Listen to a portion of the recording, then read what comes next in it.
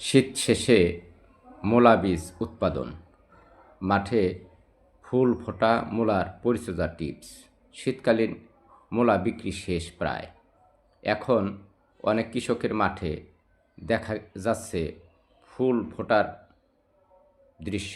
এই মূলা আর সবজি নয়, বীজ উৎপাদনের জন্য সবচেয়ে গুরুত্বপূর্ণ সময় এখন। মূলা স্বপরাগায়ন হলেও মৌমাছি ও কীটপতঙ্গ থাকলে বীজ ভালো হয়। এই সময় কীটনাশক প্রয়োগ এড়িয়ে চলুন।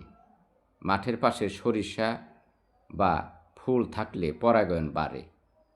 সকালবেলা মাঠে মৌমাছির উপস্থিতি থাকলে বুঝবেন বীজ সেট ভালো হবে। হালকা সেচ দিন, কিন্তু পানি জমতে দেবেন না। অতিরিক্ত পানি হলে ফুল ও ফল ঝরে যেতে পারে। 10 থেকে 12 দিন পর পর হালকা সেচ যথেষ্ট। ফুল ফোটার পর প্রতি বিঘায় 10 থেকে 12 কেজি পটাশ, 5 থেকে 6 কেজি ডিএপি, ইউরিয়া কম ব্যবহার করবেন। এতে বীজ মোটা, অঙ্কুরোদ্গম শক্তিশালী হয়। প্রধান সমস্যা: এপিড, জাপ পোকা, শুঁটি ছিদ্রকারী পোকা। প্রয়োজন হলে জৈব বালাইনাশক অথবা বিকেলে অনুমোদিত কীটনাশক কম মাত্রায় প্রয়োগ করুন। ফুল থাকা অবস্থায় দুপুরে স্প্রে করবেন না।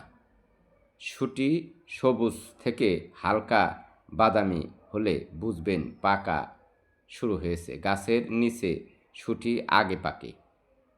একসাথে কাটবেন না, ধাপে ধাপে সংগ্রহ করুন। সকালের সময় শুঁটি সংগ্রহ ভালো। 2 থেকে 3 দিন রোদে শুকিয়ে পরে লাঠি দিয়ে মাড়াই করুন। পরিষ্কার করে ছায়ায় ভালোভাবে শুকান এবং আর্দ্রতা একদম কম থাকতে হবে। পলিথিন বা বোতলে রেখে ঠান্ডা ও শুকনো স্থানে সংরক্ষণ করুন। সঠিক সংরক্ষণ বীজ 1.5 থেকে 2 বছর ভালো থাকে। শীত শেষে মাঠে থাকা ফুল ফোটা মূলা শুধু গাছ নয়, আগামী মৌসুমের সাফল্যের বীজ।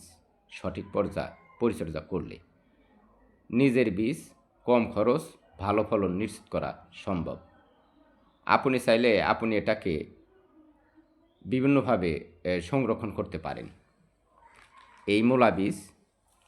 কারণ আমাদের কৃষিতে বীজের গুরুত্ব অপরিসীম।